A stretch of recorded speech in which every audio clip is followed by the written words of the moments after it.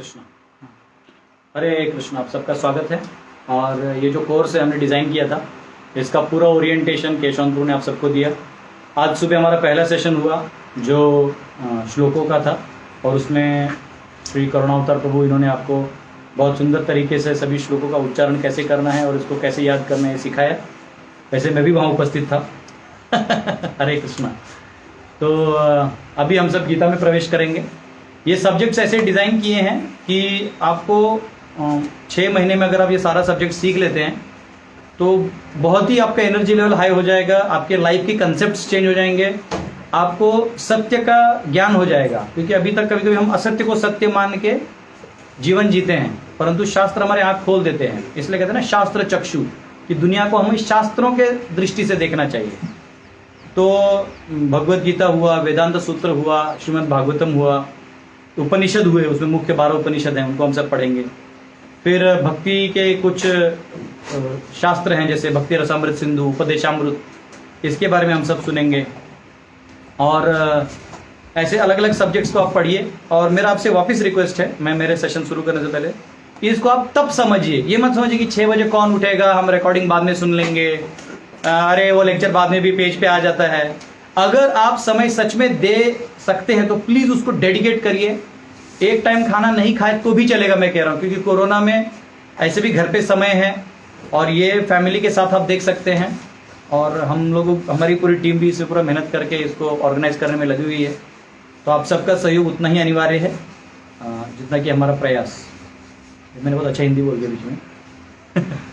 तो मैं आपको वापस रिक्वेस्ट करूंगा कि प्लीज़ आप इसको तप के रूप में लीजिए। जैसे कभी कभी लोग तप करते हैं कुछ पाने के लिए। लोग लोकल में प्रवास करते थे केवल 2 टाइम का खाना मिलेगा उतना पैसा कमाने के लिए।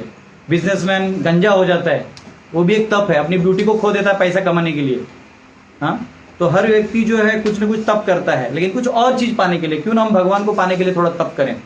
तो मेरा आपसे पुनः रिक्वेस्ट होगा कि आप लोग तप करिए। हम यहाँ हमारे टीचर्स भी जो है प्रिपरेशन में पूरे लगे हुए हैं, हमारे डिवोटीज लगे हुए हैं, तो आप भी अपनी तरफ से लगाइए। और हम समझ सकते हैं आपको कभी कोई कठिनाई होगी तो पेजेस पे लेक्चर्स रहते हैं, उसको आप बाद में भी सुन सकते हैं, परंतु हमेशा प्रयास रखें कि आप लाइव रहिए और सुनिए। हरे कृष्णा। तो आज हम भगवद गीता भी शुरुआत करते हैं, प्रेयर्स करते हैं श्रील प्रभुपाद जी को और परंपरा को। ओम अज्ञानतिमिरन्धस्य ज्ञानाञ्जनशलाकया चक्षुरुन्मिलितं येन तस्मै श्रीगुरवे नमः। नमो विष्णुपादाय कृष्णपृष्ठाय भूतले श्रीमते भक्तिवेदांत स्वामिनिति नामिने। नमस्ते सरस्वती देवे गौरवाणी प्रचारिणे निर्विशेष शून्यवादी पाश्चात्य देशतारिणे। जय श्री कृष्ण चैतन्य प्रभु नित्यानंद श्री अद्वैत गदाधर श्रीवासादि गौर भक्त वृंद। हरे कृष्णा कृष्णा कृष्णा हरे हरे, हरे राम राम राम हरे हरे। हरे कृष्णा। फोटो की तरफ लगा। हरे कृष्ण। तो आप सबको पहले मैं गीता का परिचय करा दूं। वैसे गीता में बहुत कुछ आपको सिखाना है। तो आज जो है हम इंट्रोडक्शन देंगे।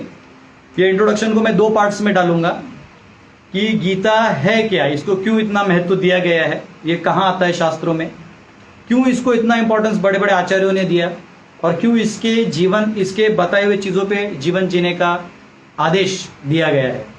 तो ये हम समझेंगे। और दूसरा पार्ट होगा इसी आज ही के सेशन में, जिसमें हम सब ऐसे ओवरव्यू देखेंगे। इसको मैंने पहले भी एक बार पढ़ाया था, जो बहुत सारे डिवोटीज जो मेरे यूट्यूब चैनल में जाते हैं उनको मिलेगा, लेकिन वो 45 मिनट्स का था।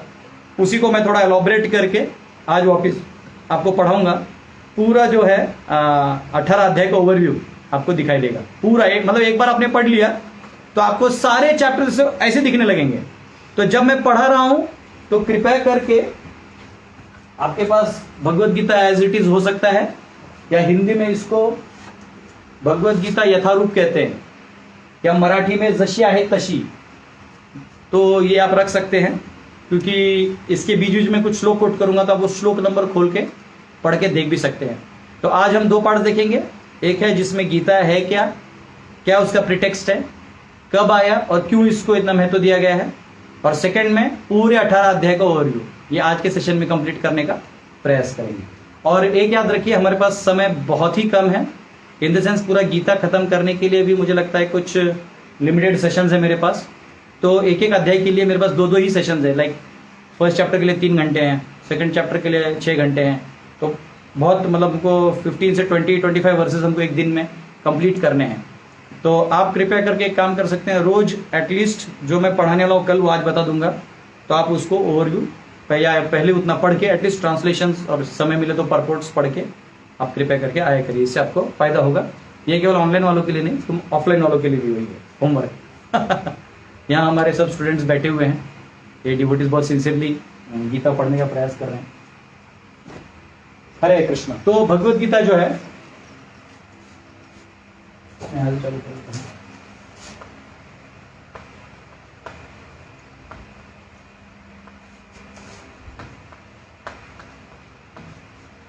तो हिंदी और इंग्लिश कॉम्बिनेशन में मैं यूज़ करूंगा। जनरली इंडिया में सबको हिंदी आता है, और जो लोग मुझे उन्हें हिंदी आता है।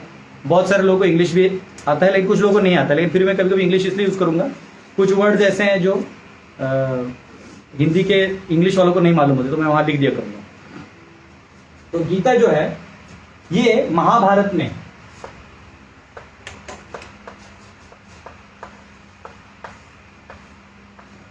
भीष्म पर्व का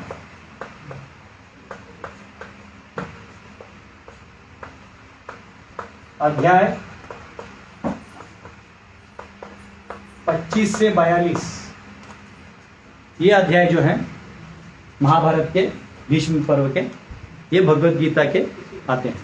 इनफैक्ट ये जो भीष्म पर्व भी है, तो जम्बूद्वीप खंड है पूरा, वो जम्बूद्वीप खंड में पूरा वर्णन, कॉस्मोलॉजी का भी वर्णन है। आज मैंने पढ़ा तो मुझे ऐसा एक्सटेसिव फील हो रहा था कि कॉस्मोलॉजी के लिए मुझे इतना मटेरियल मिल गया है, क्योंकि हम लोग 3D मॉडल बना रहे हैं वहाँ आगे वाले रूम में, बहुत सुंदर मॉडल बना रहे हैं, तो बहुत काम आएगा। तो बहुत वर्णन दिया हुआ है, और व्यासदेव और इनकी चर्चा जो है अमेजिंग। तो भीष्म, उसमें जो भीष्म पर्व है उसका अध्याय क्रमांक 25 से 42, ये 18 अध्याय जो है भगवत गीता जो है, जहां भगवान स्वयं बोल रहे हैं, वो वाला खंड यहाँ पे आता है। तो ये उसका रेफरेंस है। अब एक सवाल ये आता है, मैंने क्या किया, कुछ क्वेश्चन लोगों के थे पहले भी, तो नोट करके वैसे आंसर किए हैं।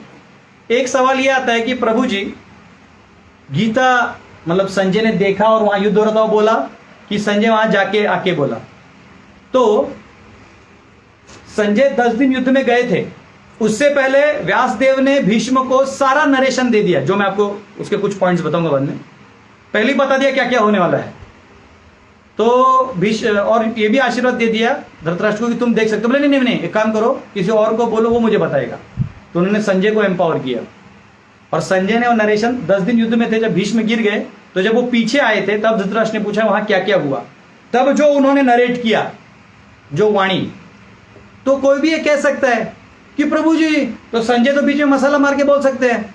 नहीं, क्योंकि संजय एक डिसाइप्लिक सक्सेशन के पर्सन थे, एक व्यक्ति थे जो लॉयल थे, और उन्हें व्यासदेव ने ऐसा आशीर्वाद दिया था कि उन्हें सब कुछ दिखाई देगा, मन की बात तक सुनाई देगी। सोचिए, अगर संजय आज के जमाने में होते तो हमको मोदी जी क्या कह रहे हो पहले ही पता चल जाता। लेकिन अभी बेचारे वो है नहीं, तो अभी हम ही लोग जो है हमको एंटिसिपेट करना पड़ रहा है। तो संजय मन की बात तक जान जाते थे कि मन में उन्होंने क्या सोचा उसके बारे में।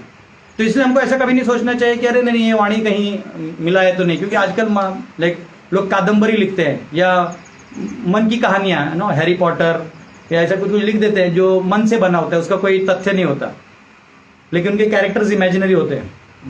या कार्टून जो आप देखते हैं, कार्टून बनाते हैं, डोरेमोन, मोरेमोन, ये लोग तो कुछ बना देते हैं इमेजेस, और उसी को बना के लोग चलते रहते हैं। अब छोटा भीम नहीं है, भीम बहुत बड़ा है, जो छोटा भीम कर देते हैं।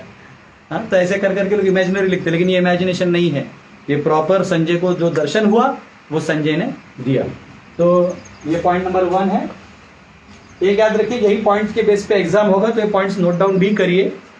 और ये मत सोचिए कि बाद में खोल के नोट डाउन करेंगे, ऐसा कभी होता नहीं, क्योंकि 1.5 घंटे का लेक्चर ऑफिस कोई नहीं देखता है। मैं कह रहा हूं आपको, ठीक है। दूसरा, हाँ, 10वें अध्याय, उसको वो नहीं किया था।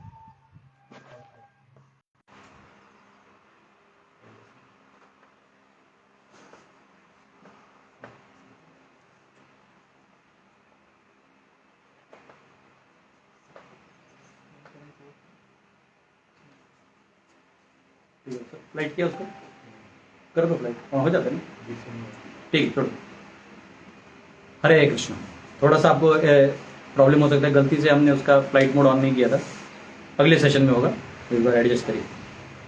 हरे कृष्ण। तो ये संजय जो है वो 10वें दिन रिटर्न हो जाते हैं जब भीष्म कोलैप्स हो जाते हैं। यहाँ लिख लीजिए,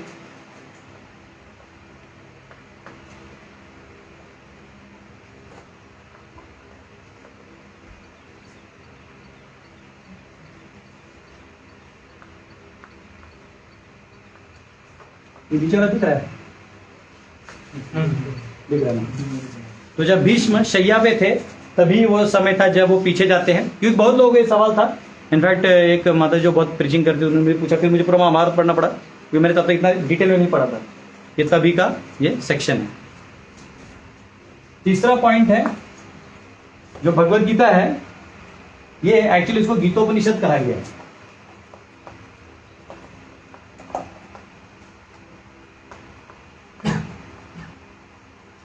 गीता जो है ये उपनिषद है। अब ये उपनिषद क्यों है? तो एक समाज, एक कोई है समाज में, नाम नहीं लूंगा उस समाज का, वो हमेशा टीका करते रहते हैं, मौका मिलते ही भाव भाव चालू।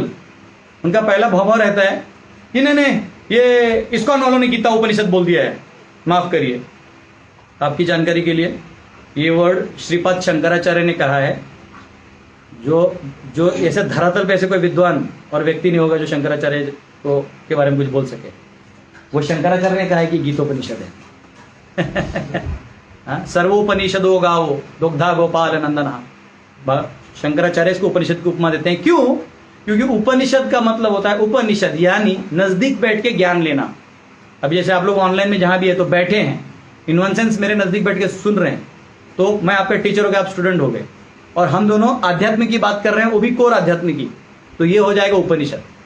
इस चर्चा को कोई नरेट करे, लेकिन अभी वो हमारा लेवल नहीं है, परंतु ये जो कैरेक्टर्स यहाँ हैं, तो यहाँ कौन है? यहाँ गुरु के रूप में कृष्ण है और शिष्य के रूप में अर्जुन है।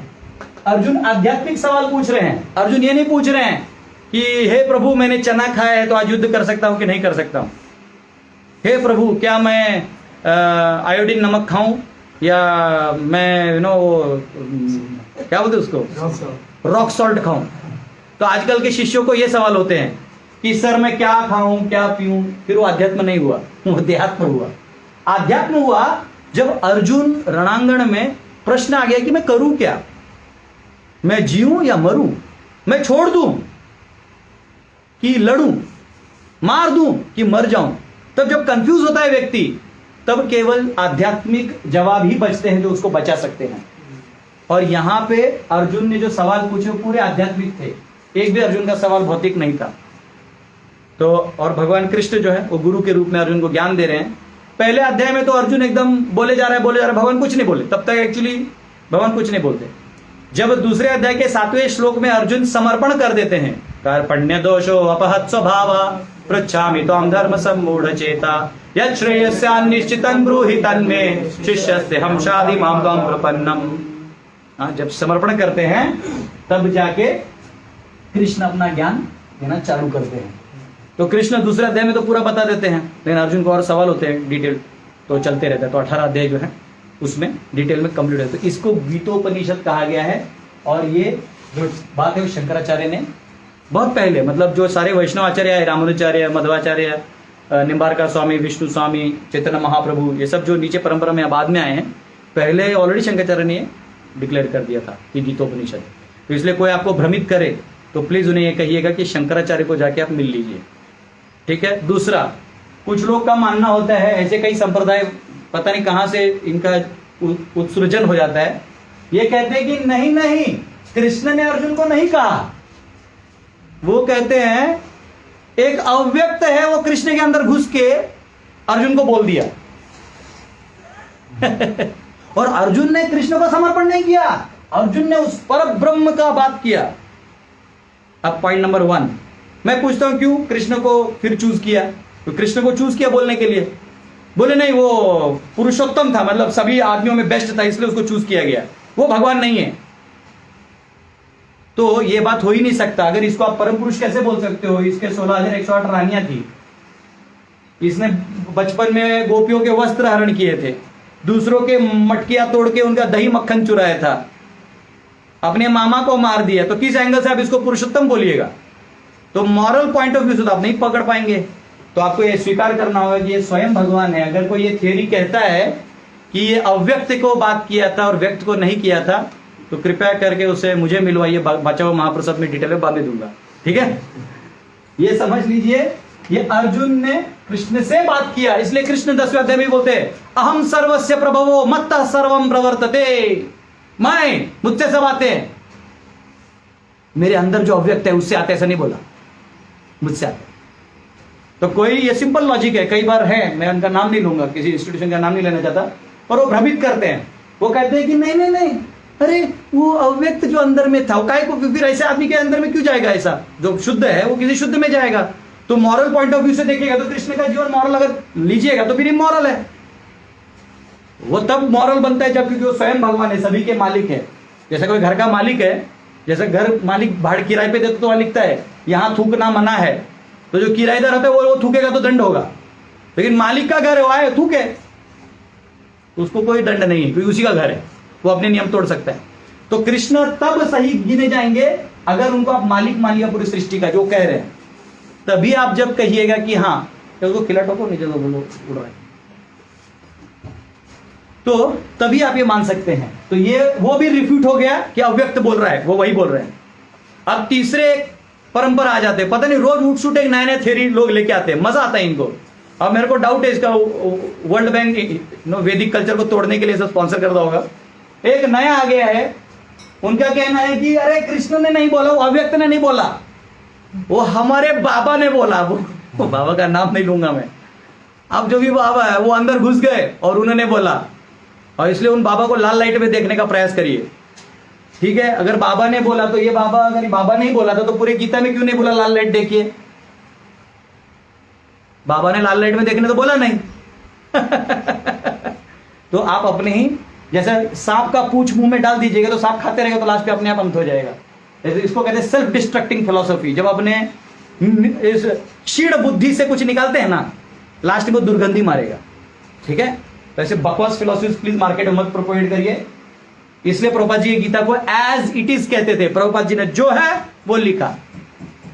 प्रभुपाद जी को किसी ने पूछा कि अरे आपका कमेंट्री तो रामानुचार्य की तरह लग रहा है, तो बोले हाँ, क्योंकि मैं बदलता नहीं हूं, मैंने कोई नया चीज नहीं डिस्कवर किया है। तो ये कृष्ण ने पर्सनली अर्जुन से कहा, और अर्जुन अव्यक्त को क्यों शरणागति करेगा? जानता तो वो कृष्ण को है। और लेक्चर को 11वें अध्याय में बोलते भी हैं, हे यादव, हे सखा। मैं आपको तो अपना सखा समझता था कि यादव बोलता था, आपको तो नीचे बैठा के मैंने रथ हकवाया है, अरे रे रे। तो अगर वो उस अव्यक्त से प्रसन्न होते तो इसको क्यों कुछ बोलते? इससे पता चलता है कि कौन बात कर रहा है? कृष्ण बात कर रहे हैं।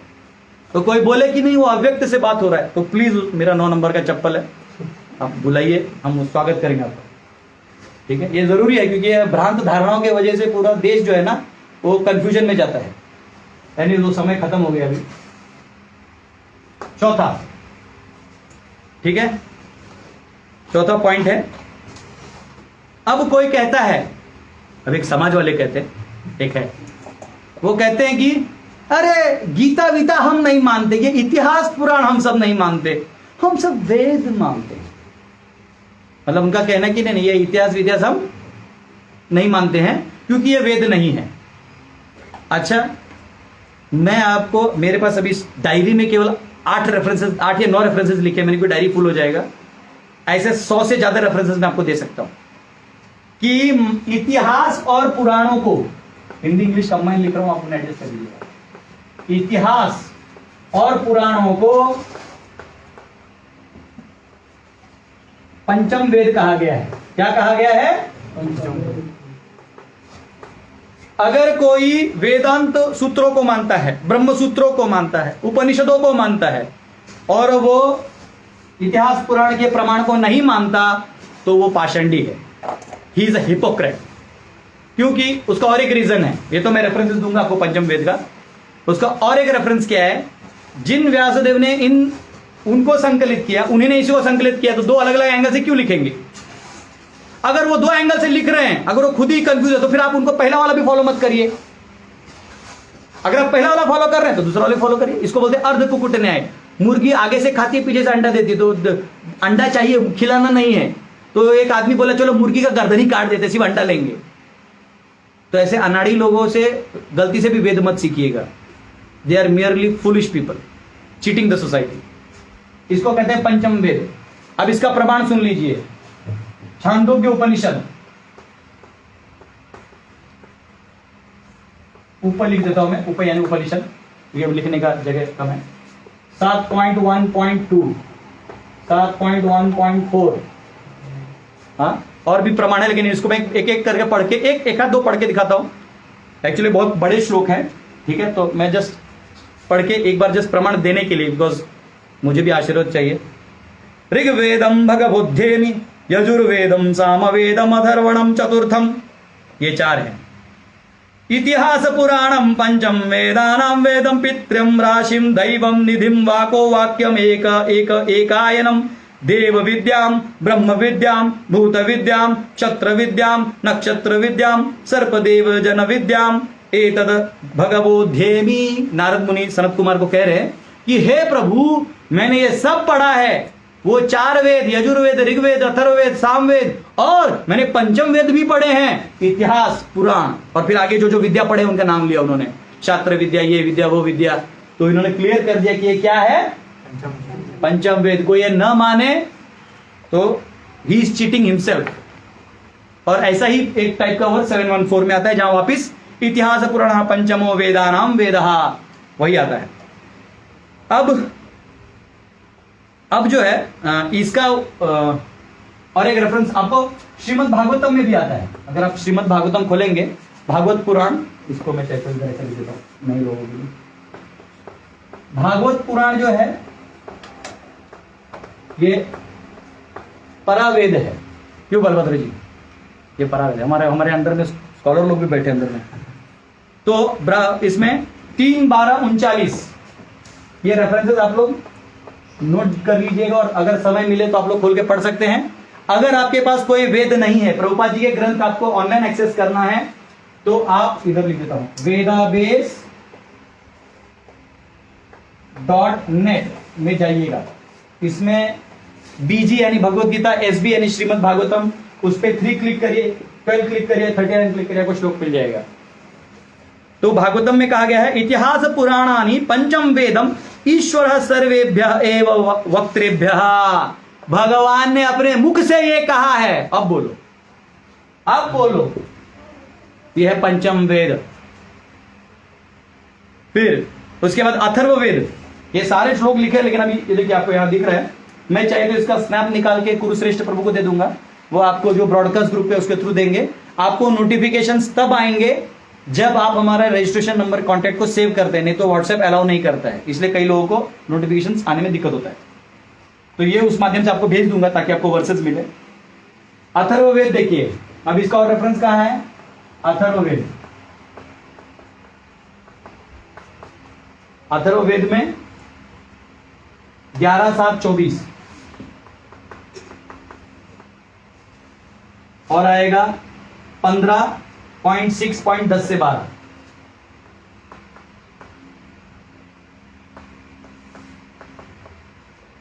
ये सारे श्लोक है, मैं पढ़ चुका हूं, लेकिन अभी वो लिखने में दिक्कत होता है इसलिए, और बड़े बड़े वर्सेस हैं।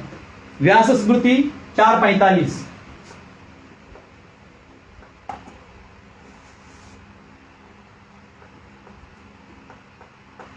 व्यास स्मृति 4:45। अलग अलग स्मृतियां हैं, तो व्यास की जो स्मृति है उसमें 4:45 में आता है। उसमें लिखा है, मीमांस्ते च यो वेदान षड्भिर अंगै सविस्तरै, इतिहास पुराणानि स भवेद वेद पारगः। वो कह रहे हैं कि उसको पूरा पारंगत माना जाएगा जो सब कुछ, ये सारे मीमांसा इत्यादि जो वेदों के भाग हैं इनको अच्छे से पढ़ता है, और इतिहास पुराणानाम ये भी पढ़ता है, अन्यथा उसको गलत माना जाएगा। ठीक है, अब फिर आता है तैत्तरीय अरण्यक में आता है 2.9। हाँ जी, ज्यादा बड़ा लिख दिया क्या? वैसे मैं आपको तैत्तिरीय उपनिषद पढ़ाने वाला हूँ, तो तभी आपको और भी डिटेल में आएगा। तैत्तिरीय उपनिषद आपको पढ़ाया जाएगा, केन कट, ये सारे उपनिषद पढ़ाए जाएंगे। 2.9 ये आपको रेफरेंस बहुत काम आएगा, क्योंकि मुझे याद है एक मुस्लिम प्रीचर था, वैसे तो देशद्रोही है, उसको देश से बाहर कर दिया गया है, कुछ भी बोले जा रहा था, वेदों में ये लिखा है वो लिखा है, अभी मिलता नहीं नसीब, मैं तो फाड़ देता मैं। तो ये देखिए वो मानते नहीं, बोलते हम पुराण नहीं मानते। तुम नहीं मानने वाले कौन होते हो? तैत्तिरीय उपनिषद कह रहा है 2.9। तैत्तिरीय उपनिषद का कुछ श्लोक चाहिए तो पढ़ा देता हूं। इतिहास पुराणानि कल्पान गाथा नाराश, ये बहुत बड़ा श्लोक है, उसमें से मैंने 3-4 वर्ड उठा लिए। बहुत बड़ा वर्ष है एक्चुअली, मैं आपको जब पढ़ाऊं इतना बड़ा वर्ष है, ठीक है। फिर बृहद अरण्यक उपनिषद 2-4-10, बृहद अरण्यक उपनिषद, ये उपनिषद है, ये भी उपनिषद है। तो इसका बृहद अरण्यक उपनिषद में 2-4-10 में आएगा, और उसमें कहा गया है कि भगवान के सांस से ये सारे वेद आए। ऐसा मत सोचिए कि व्यासदेव ने लिखा है, ये अनादिकाल से आए हुए हैं, ब्रह्मा के माध्यम से करते करते परंपरा में आए हैं, जो परंपरा हम लोग आज डिस्कस करेंगे। परंपरा में सारे का कैसे ज्ञान आया। फिर गोपथ ब्राह्मण जो है, इसके सारे श्लोक हैं यहाँ पे, ऋग्वेदो यजुर्वेदो सामवेदो। इसका देखो, इतिहास पुराणानाम विद्या उपनिषद श्लोकाः सूत्राण्या अनुव्याख्यानानि, ये सारा दिया हुआ है रेफरेंसेस। फिर आपका आएगा गोपथ ब्राह्मण पूर्व में 2.10, यहां लिखता हूं, गोपथ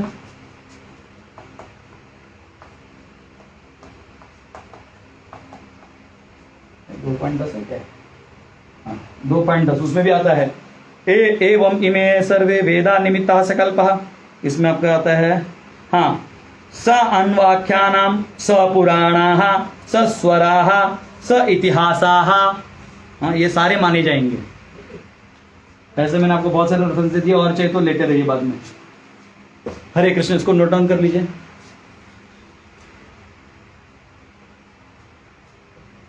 हाई फाई जीवन था इतना। हरे कृष्ण, मैं बोर्ड को पोंछूंगा अभी, तो बोर्ड को पोंछूंगा, उससे अच्छा मैं एक पॉइंट लिख के आपको बता देता हूँ, तो ताकि आप जो लिख रहे हैं बाद में, कुछ लोग लिखने में धीरे स्लो होते हैं। ये हो गया चौथा पॉइंट, पोंछना ही पड़ेगा। पांचवा पॉइंट लिखिए, मैं इस साइड वाला पोंछ देता हूँ, ठीक है।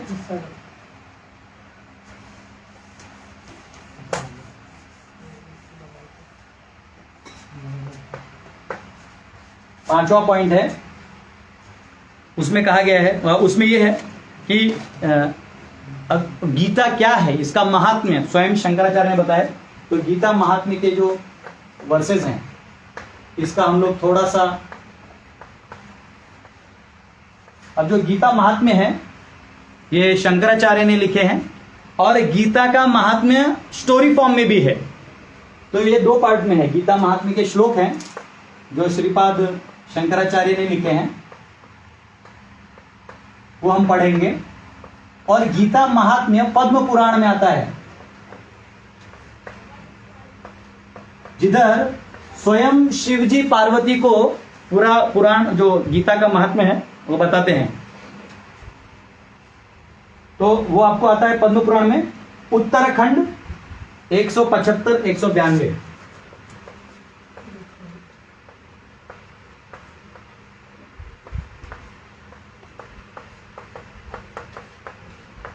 अध्याय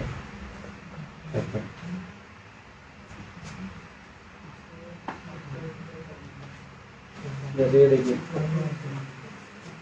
ये है उत्तराखंड, ये जो चैप्टर्स हैं यहाँ से चल होता है। ये सारे जो हैं गीता का महात्म्य, हर एक चैप्टर का एक स्टोरी है कि वो अध्याय पढ़ने से क्या होने वाला है। और आप आश्चर्य हो जाइएगा, उसमें तो गीता में भी लास्ट में भगवान 18वें अध्याय में कहते हैं, कोई इसको बोल दे, किसी और को बता दो, मुझे अधिक प्रिय हो जाता है, इतना प्रिय हो जाता है। यहाँ हम भगवान के प्रिय बनने निकले हैं, तो प्रिय बनना बहुत अच्छा है। गीता पढ़िए, दूसरों को पढ़ाइए, जितना आता है उतना पढ़ाइए। प्रभुपाद जी बोलते थे लर्न एंड टीच, सीखो सिखाओ।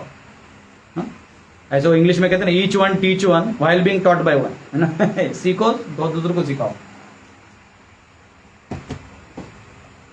तो एक गीता महात्म्य तो है हमारे पास ये, ठीक है। इसके भगवत गीता का जो भूमिका है, जिसको इंग्लिश में इंट्रोडक्शन कहते हैं, कृपया इसको पढ़िएगा। और यही मैं आज पढ़ाने भी वाला हूँ।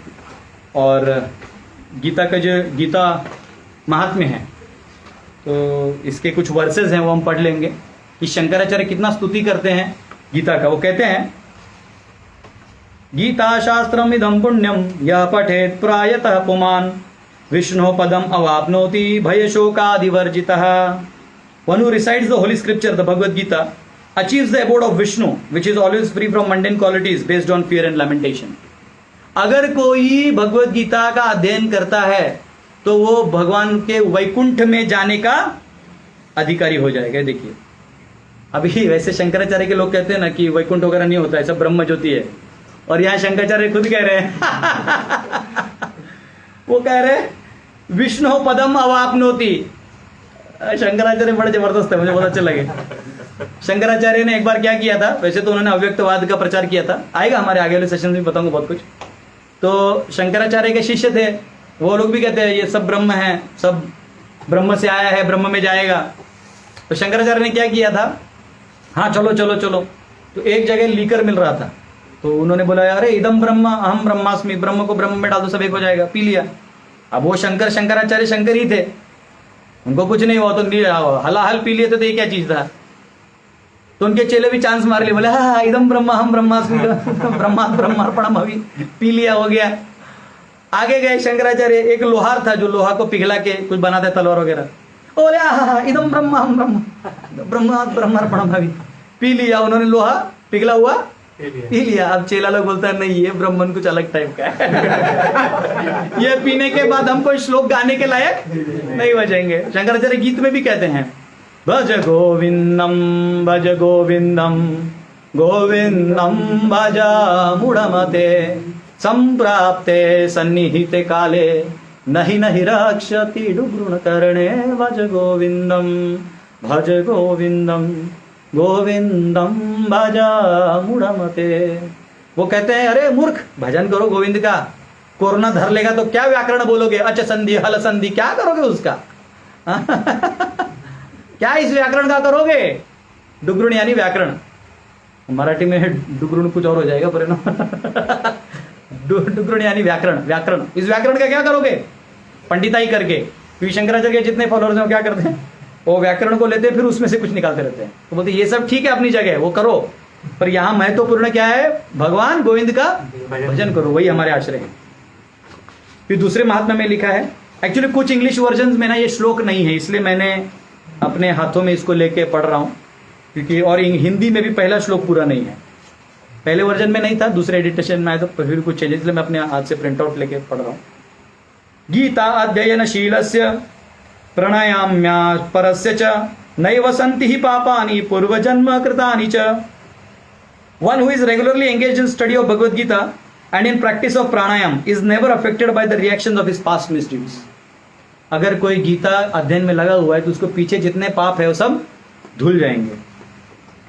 मल निर्मोचनम पुंसाम जल स्नानम दिने दिने सग्रद गीताम भसी स्नानम संसार मल नाशनम। अगर कोई नॉर्मल स्नान करता है तो दिन भर का मल निकल जाता है, और अगर कोई गीता का अध्ययन करके स्नान कर ले तो क्या हो जाएगा, संसार का ही मल निकल जाएगा। आज ही मैं महाभारत पढ़ा था, उसमें संसार का डेफिनेशन है, ये सारे एलिमेंट्स को मिला के कहा गया है सम, सार। इन सबको सार कर दोगे तो क्या बन जाएगा, संसार। मैं और आदिदेव ग्रुप पढ़ रहे थे आज सुबह, तब पता चला। गीता सुगीता कर्तव्यम किम अन्य शास्त्र विस्तरै या स्वयं पद्मनाभस्य मुख पद्मादि विनिश्रिता। The Bhagavad Gita is meant for careful recitation, then there is no need for any other scripture because it has directly emanated from the lotus mouth of the supreme Lord. अगर गीता पढ़ लिया तो उसके बाद आपको कोई शास्त्र पढ़ने की जरूरत नहीं है। इसका मतलब ये नहीं कि नहीं पढ़ना है, मतलब उसमें सब कुछ दिया हुआ है। हमारे इंडिया में क्या हो जाता है ना, आधे वेस्टर्न साइकोलॉजी से अफेक्टेड है, वेस्ट में क्या है? This is the best, we don't need anything else. West में क्या, ये बेस्ट है, बाकी को भगा दो। उनके कंपनी में भी वर्कर जो बेस्ट है उसको रखो, बाकी को भगा दो। उनको कोई पड़ी नहीं होता, बीवी बच्चा भीख मांगे, वी डोंट केयर। तो ऐसे ये आइडियोलॉजी हम इंडियन में आ जाता है, फिर हम लोग हाँ ये शास्त्र बेस्ट है, बाकी नहीं पढ़ेंगे। कौन बोला? वो शास्त्र तब है जब बाकी शास्त्र है। तो प्रमाण कहां से लाओगे? पढ़ना सब है, लेकिन अगर कोई गीता पढ़ ले तो सारे विषय समझ में आ जाएंगे। आज हम देखेंगे कैसे सारे विषय एक साथ समझ में आ जाते हैं केवल गीता पढ़ने से। भारतामृत सर्वस्वम विष्णु वक्त्रादि निश्रतम गीता गंगोदकम पीत्वा पुनर्जन्म न विद्यते। By drinking the Ganges of Gita the divine quintessence, बहुत ही अच्छा ट्रांसलेशन है, of the Mahabharata emanating from Lord Vishnu's lotus mouth, one will never again take birth in the material world. अगर कोई गीता पढ़ ले तो उसका पुनर्जन्म नहीं होगा। जैसे गंगा पीने पर सब पाप माफ हो जाता है, तो केवल गीता पढ़ने से पुनर्जन्म नहीं होगा। कम से कम गीता में भगवान ने खुद 10-12 बार डायरेक्ट बोल दिया है, जन्म कर्म च मे दिव्यम एवं यो वेति तत्वतः त्यक्त्वा देहम पुनर्जन्म नैति मामेति सोर्जन। जो मुझे समझ गया उसका दूसरे जन्म है ही नहीं, मुक्त हो जाएगा। सर्वोपनिषद होगा वो दुग्धा गोपाल नंदन पार्थो वत्सा सुधीर भोक्ता दुग्धम गीतामृतम महत। All the Upanishad are compared to cow. सभी उपनिषदों को गाय के समान माना गया है, और दूध निकालने वाले भगवान कृष्ण है, दुग्धा गोपाल नंदना। अर्जुन जो है वो बछड़ा है जो ले रहा है, और the great nectar of Bhagavad Gita is the milk, और जो गीता है वो दूध है। और जो and the fortunate devotees of fine theistic intellect are the enjoyers of the milk. और जो श्रद्धालु भक्त हैं वो क्या है? उस दूध का आस्वादन करने वाले लोग हैं। एकम शास्त्रम देव की पुत्र गीतम एको देवो देव की पुत्र एव एको मंत्रस्तस्य नामानि यानि कर्मापि एकम तस्य देवस्य सेवा। वो कहते हैं अरे क्या इतना झमेला पाल के रखा है, इतने सारे उपनिषद पुराण नहीं पढ़ सकते, कोई प्रॉब्लम नहीं, गीता पढ़ो। क्योंकि वो कहते हैं एकम शास्त्रम देव की पुत्र गीतम, अगर रखना है तो एक ही शास्त्र रखो, वो है देव के पुत्र का वाणी भगवत गीता। एको देवो, बहुत सारे देवों में प्रॉब्लम है, एक को रखो, कौन? कृष्ण। एको मंत्रस्तस्य नामानि यानि, अच्छा ज्यादा मंत्र में प्रॉब्लम हो रहा है, एक ही नाम मंत्र रखो, किसका? हरे कृष्णा कृष्णा कृष्णा हरे हरे हरे राम राम राम हरे हरे। कर्मापि एकम तस्य देवस्य सेवा, और कुछ करना ही हाथ पांव से तो बस भगवान की सेवा करो, सब हो जाएगा। तो ये गीता महात्म्य है। अब हम सब जो है कुछ और पॉइंट्स हैं वो आपको लिखना जरूरी है। जो मैंने ये छठा पॉइंट भी लिखवा दिया आपको, ये 5 हो गए, ये छठा पद्म पुराण वाला है। जो ये ज्ञान है अभी जो आया हुआ है ये डिसाइप्लिक सक्सेशन में है। क्यों इसे मानना चाहिए? क्योंकि ये परंपरा में आता है। ऐसा नहीं है कि तोड़ मड़ोड़ के, ऐसा मैंने बहुत सारे आजकल आपको यूट्यूब में और फेमस स्पीकर्स मिलेंगे जो अपने आप को नायक समझते हैं, लेकिन वो पटक के भी उनको ज्ञान नहीं आता है। ठीक है, ये कोड वर्ड है, जिसको समझना समझ जाएगा ऑनलाइन। तुम लोग ज़्यादा रहते नहीं ऑनलाइन उसको समझ गया तो कुछ लोग होते हैं वो अपने आप को बहुत स्कॉलर समझते हैं, उनको लगता है गीता पे जो बोल देंगे वही सही हो जाएगा, है ना। फटाफटा इंग्लिश बोल के वो इंप्रेस करना चाहते हैं लोगों को, लेकिन उनको कोई अंडरस्टैंडिंग नहीं रहता है, ना उनको परंपरा का नॉलेज रहता है, उनको ये श्लोक से वो श्लोक क्या कनेक्टेड है मालूम नहीं रहता, वो अपना ही बखान मारते हैं। तो क्या है, आजकल के मॉडर्न लोग भी हैं, उनको खुद को भी कुछ पता नहीं, कोई कुछ गीता बोलते तो ओ वाह ये स्टोरी नाइस या करके मुंडी हिला देते बैल की तरह। तो ऐसा नहीं जीना है, ठीक है। ये मूर्खों का काम मत करिए। देखिए मेरे को पसीना आ रहा है, मैं आराम से पढ़ा रहा हूँ फिर भी तो ये ऐसा नहीं है, हमको परंपरा में ज्ञान लेना चाहिए। परंपरा में ज्ञान होने का एक फायदा क्या है कि आप अपने मन का कुछ नहीं बोलते, आपने जो परंपरा में सीखा है वो आप बोलते हैं। जैसे मैं गीता कुछ मेरा नहीं पढ़ा रहा हूँ, जो प्रभुपाद जी ने लिखा हुआ पढ़ा रहा हूँ, प्रभुपाद जी ने अपने गुरु से पढ़ा है। करते करते करते अगर आप गीता खोलते हैं, भगवत गीता, तो आपको परंपरा का ट्री मिलेगा। अगर आप गीता खोलते हैं तो आपको पूरा परंपरा का चार्ट मिलता है। देखिए यहाँ चार्ट है कि कौन किससे आया, ये ज्ञान कहां से आया। कृष्ण ने ये ज्ञान ब्रह्मा जी को दिया। तेने ब्रह्म हृदय आदि कवये, आदि कवि मुह्यन्ति यत् सूरयः। अरे सब लोग मोहित होते हैं, देवी देवता भी नहीं समझ पाते भगवान को। जब भगवान स्वयं बताते हैं हृदय में, तब वो नीचे जाता है। ब्रह्मा जी ने नारद को कहा, नारद ने व्यास को, और आपको पता है मध्वाचार्य जो आदि बद्री चले गए थे और वहां से उनको व्यास जी से नाम ज्ञान मिला। तो मध्वाचार्य, पद्मनाभ स्वामी, नरहरि तीर्थ, तो परंपरा आते आते आते ईश्वरपुरी के बाद चैतन्य महाप्रभु। चैतन्य महाप्रभु थोड़ा वो गौड़ीय लाइन चालू हो जाता है, और फिर करते करते स्वामी प्रभुपाद जी, फिर हमारे गुरु महाराज, और फिर हम सब भी मिलके पढ़ रहे हैं। हरे कृष्ण। उसके बाद इस गीता को यथारूप या एज इट इज क्यों कहा गया है? ठीक है, लगता है गुरु परंपरा, ये याद रखिए। अगर आपको कभी कोई लिखने बोलता है कि गीता के ऊपर गीता क्या है इसके बारे में बताइए, तो ये सब पॉइंट्स आपको बहुत काम में आएंगे समझाने में। कहीं आप सेमिनार देने जाते हैं, आपको कोई बुलाता है कि बताइए भैया गीता क्या है, तो ये बताइए। एक बार आइंस्टाइन ने क्या किया था, रिसर्च करते उसको थियरी ऑफ रिलेटिविटी का रिसर्च करना था। उसको लगा कि कोई इंडियन को ले लेंगे, उसको गीता पता होगा, कुछ ज्ञान मिलेगा। उधर एक इंडियन को उठा लिया, इंडियन बोला मेरा नंबर कैसे लगे साइंटिस्ट के लोगों में। तो आइंस्टाइन बोला कि अरे तुमको रिलेटिविटी काल के बारे में कुछ है ना तुम्हारी गीता में, बताओ मुझे। तो बोलता है सर मुझे गीता कहाँ है वही पता नहीं। तो ये हाल है, ऐसा मत करिए, कम से कम गीता क्या है मालूम होना चाहिए। ठीक है, मैं ये वाला बोर्ड अभी रब कर रहा हूं।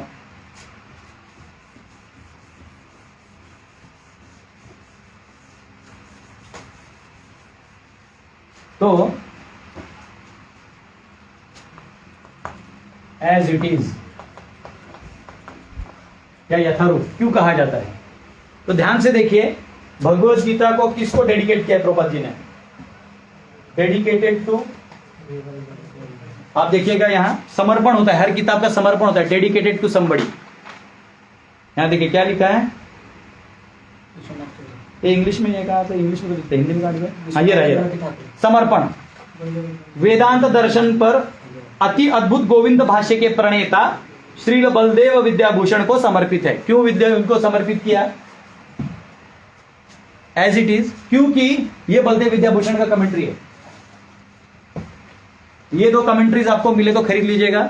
ये है गीता भूषण जो बलदेव विद्याभूषण ने लिखा है गीता के ऊपर, हमारे परंपरा में है, और उनके गुरु विश्वनाथ चक्रवर्ती ठाकुर ने सारार्थ वर्षिणी टीका लिखा है।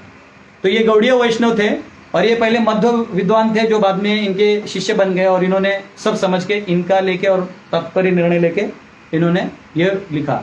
और इन्होंने ही वेदांत सूत्र में गौड़ीय वैष्णव का टीका लिखा है, जिसको गोविंद भाष्य कहते हैं। स्वयं गोविंद जी ने जयपुर से उनको प्रणीत किया था और उन्होंने लिखा था, वो भी हम आपको पढ़ाएंगे तीसरे चरण में। तो ये है, तो ये जो अगर आप गीता खोलेंगे, कोई भी कमेंट्री आप खोलते हैं, सेम कमेंट्री प्रभुपाद जी ने अपने ग्रंथों में लिखा है। इसलिए प्रभुपाद जी को पूरा क्रेडिट जाता है एज इट इज लिखने का। आजकल के जो विद्वान है अपने इधर बुद्धि से निकलते हैं। एक विद्वान को मैं सुन रहा था, वो कह रहे थे गीता में आता है 9वें अध्याय में, पत्रम पुष्पम फलम तोयम यो में भक्त्या प्रयच्छति। गीता में भगवान कहते हैं कि पत्ते हैं, फूल है, पानी है, ले आओ, उतना भी ले आओ, मैं खुश रहता हूँ, समर्पण करूंगा। उन्होंने लिखा है पत्रम यानी लेटर। अरे जो आदमी फल और फूल लाने का लेवल का लेटर लाने का शाही कहां से लाएगा? उतना ला सकता है तो फिर भोगी नहीं चढ़ा देगा। तो कभी कभी क्या होता है ना, आदमी अपना संस्कृत आता है इसलिए कुछ तोड़ मरोड़ के लिख देता है। ऐसा नहीं करना चाहिए, गीता का भाव समझना चाहिए, क्योंकि गीता केवल एक बुद्धि का चीज नहीं है, भाव का भी चीज है। अगर गीता पढ़ के आपके आंखों में आंसू नहीं आ रहा, आपको भगवान की अनुकंपा नहीं समझ में आ रही है, तो आपको गीता नहीं समझा, आप जाके वापस किसी के चरणों में बैठ जाइए। कई बार लोग बोलते हैं हाँ मुझे सब समझ गया, नहीं, फिर आपको नहीं समझा। गीता समझने के बाद समर्पण है। अर्जुन को गीता समझा तो अर्जुन ने क्या किया? समर्पण किया। हम लोग को गीता समझने में क्या करते हैं? इधर 3 स्टार लगाते हैं, गीता पंडित संपर्क करें हमको। ठीक है, तो इसलिए इसको एज इट इज कहा गया है, यथारूप कहा गया है। अब जो है ऑलमोस्ट अपने अभी और 45 मिनट्स है ना, तो मेरे को डायग्राम बनाने के लिए लगेगा अभी। तो मैं क्या करूंगा, आपको जस्ट पढ़ के सुना रहा हूं कि बलदेव विद्याभूषण ने और उनके गुरु विश्वनाथ चक्रवर्ती ठाकुर ने और प्रभुपाद जी ने जो टाइटल्स दिए चैप्टर को, वो दिए हैं और वो क्या है बस संक्षिप्त में बताऊंगा। फिर हम हमारे 18 अध्याय का जो ओवरव्यू है उसको बनाने का कोशिश करेंगे। तो पहला अध्याय का नाम है कुरुक्षेत्र में युद्ध स्थल में सैन्य निरीक्षण, ऐसा प्रभुपाद जी ने बोला है। उसको सांख्य दर्शन, सैन्य दर्शन और विषाद योग, ऐसे दोनों आचार्य नाम दिया है। गीता का सार, ये मैं चाहे तो आपको भेज दूंगा, है ना, सिर्फ पढ़ के बता रहा हूँ क्योंकि मैंने लिख दिया तो ऐसे नहीं होना चाहिए, पता है नहीं। टाइटल लिख दिए जाते तो आपको पता रहेगा।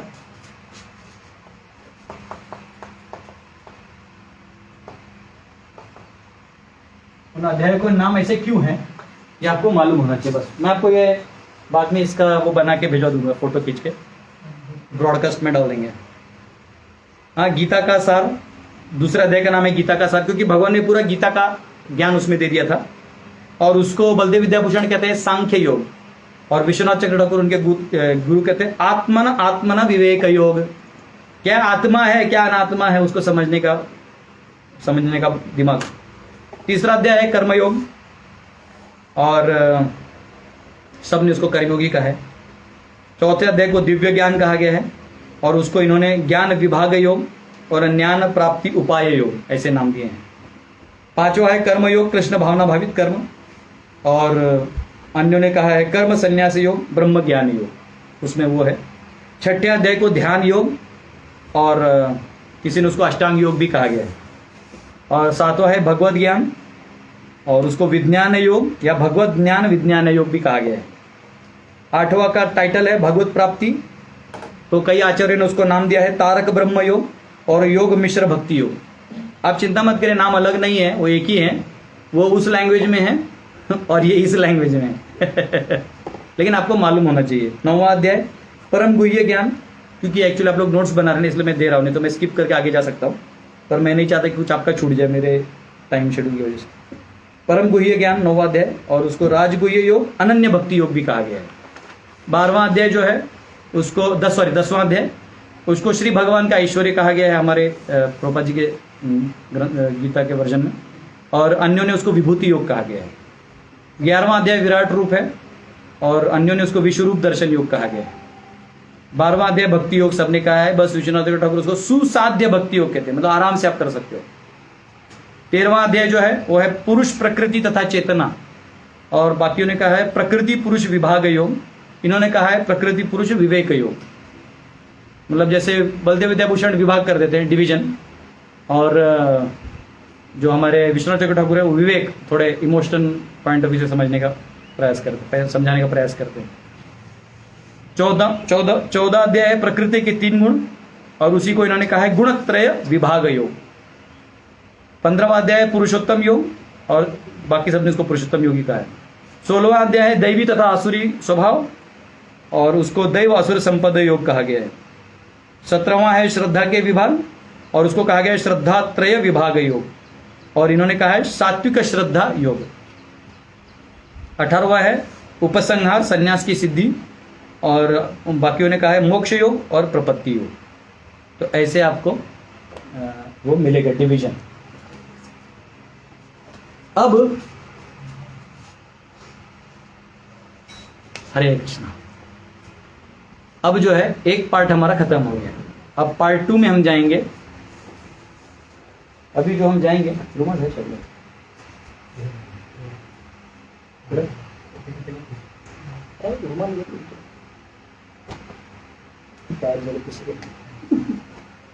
हरे कृष्ण।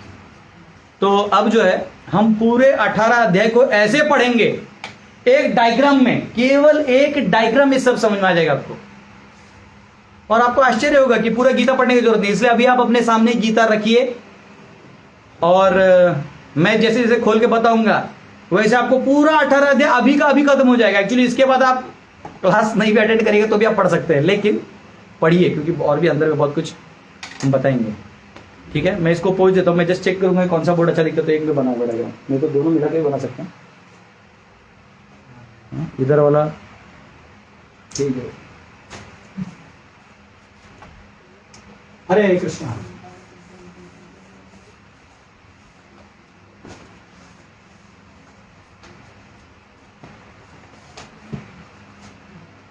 उसके लिए देखिए, ये मैंने ड्राइंग बुक में बनाया हुआ है, ये मैंने मेरे एक बार लेक्चर में भी दिया था, और थोड़ा बहुत मैंने इसका पैटर्न चेंज करके सिंपल करके रख दिया है।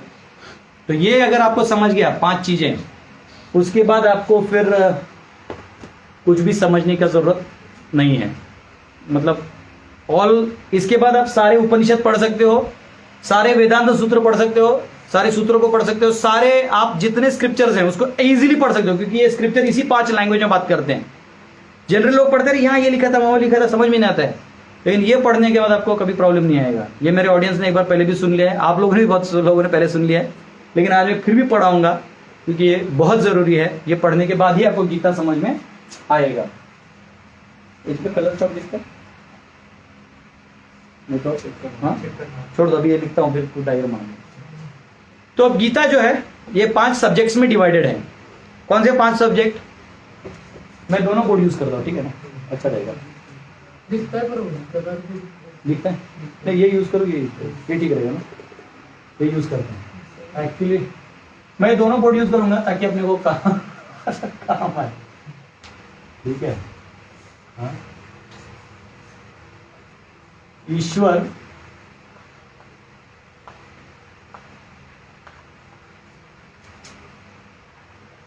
जीव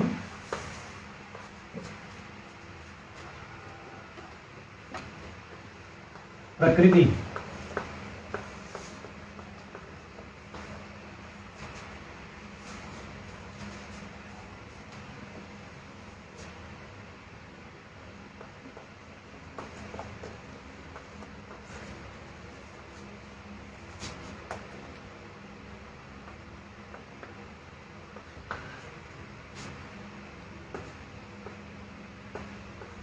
एक याद रखिए, ये पूरा डायग्राम आप अपने एक पेज पे बनाइए, जैसे मैंने यहां बनाया हुआ है, देखिए ये आपको दिख रहा है, ये ऐसे एक पूरे पेज पे बनाइए।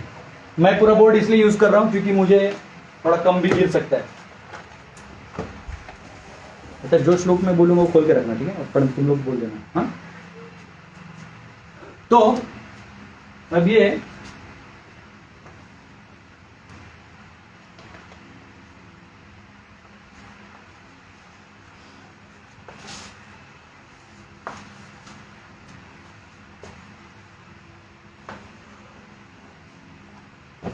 इनको कहते हैं 5 सब्जेक्ट्स। अगर आप इंट्रोडक्शन पढ़ेंगे तो ये मिलेगा।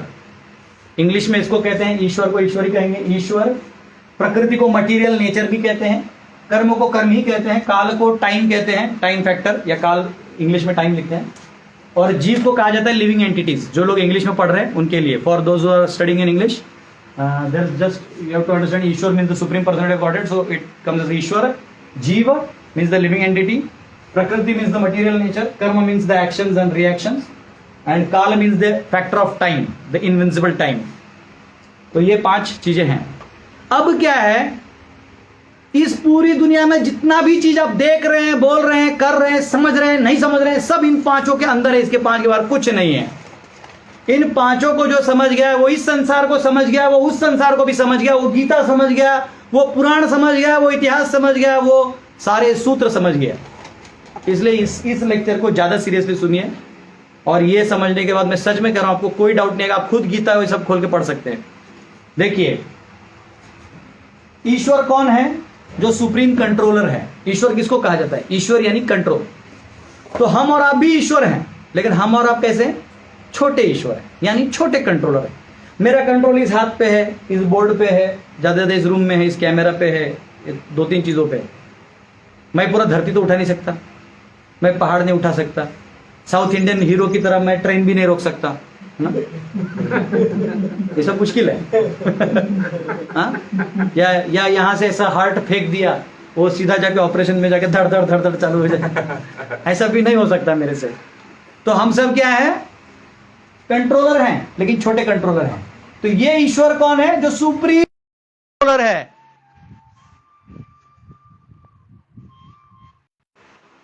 हाँ? जो सुप्रीम कंट्रोलर है, जो सभी को कंट्रोल करता है। ठीक है। अब जीव क्या है? तो जीव लिविंग एंटिटी है, यानी हम जो भी चलता है, बोलता है, those who are thinking, feeling, willing, conscious, जो चेतन है, जागृत है, वो जीव का सिम्टम है। इस संसार में जो भी दिखता है, हिलते डुलते, समझ लो जीव है। और जीव भी अलग अलग प्रकार के होते हैं, उसका हम लोग बाइफर्केशन देखेंगे। अभी पहले 5 समझ लेते हैं, फिर बाइफर्केशन में जाएंगे। प्रकृति क्या है? तो भगवान का नेचर, भगवान का स्वभाव। बोलते ना, अरे इसकी प्रकृति ही ऐसी है। किसी को बोलो इसको आलू नहीं खाना है, अरे इसकी प्रकृति ऐसी, आलू खाते इसको पेट में गड़बड़ हो जाता है। किसी को बोलो अरे इसको रसगुल्ला दो, अरे इसको मिठाई बहुत पसंद, इसका प्रकृति ऐसा है, स्वभाव ही ऐसा है, मिठाई में भाग जाता है, खाने लगता है। हाँ? अरे ये बहुत झूठ बोलता है, अरे इसका स्वभाव ही ऐसा है, प्रकृति, स्वभाव। तो हमारा स्वभाव तो अलग हो जाता है, लेकिन भगवान का जो स्वभाव है या प्रकृति है वो दो प्रकार की है। एक है परा प्रकृति और एक है अपरा प्रकृति। क्योंकि हम गीता से अभी समझने का प्रयास करेंगे तो परा प्रकृति का जो वर्जन है वो सिर्फ एक लाइन में लिख देंगे, ठीक है, लेकिन अपरा को ज्यादा समझने का प्रयास करेंगे, यानी इधर वाले नेटवर्क को। क्योंकि हम यहाँ है ना, अगर हमको जेल खोल के जाना है, जेल तोड़ के, तो जेल का सिस्टम समझना होगा। ऊपर वाला सिस्टम तो खुलने के बाद देख ही लेंगे। हाँ, आपने वो इंग्लिश में मूवी देखा होगा ना, शॉशैंक रिडेम्पशन, देखा है तुम लोग? तो उसमें जेल तोड़ के जाता है, देखा ना, होल तोड़ के निकल जाता है उस साइड से, बड़ा टंकर ड्रेनेज से निकल जाता है। तो इस संसार से निकलना कैसे है वो समझने के लिए संसार में कहाँ क्या क्या है और क्या क्या हमको पकड़ सकती है, क्या क्या हमको छोड़ सकती है, वो देखना है। तो ये जो प्रकृति की बात हो रही है, ये भगवान की भौतिक प्रकृति की बात हो रही है, माया शक्ति की बात हो रही है। और ये माया शक्ति किससे बनी है, क्या क्या चीज है, ये यहां हम समझने का प्रयास करेंगे। कर्म जो है वो क्या है, बंधन है, क्या है, वो समझने का प्रयास करेंगे। और जीव क्या कर रहा है वो समझने का प्रयास करेंगे। अब मैं पहले क्या करूंगा, इन पांचों को जोड़ देता हूं, फिर इन पांचों के टुकड़े टुकड़े बना के फिर उनको जोड़ूंगा, हर एक क्या कैटेगरी है, तो थोड़ा धीरे से, ठीक है।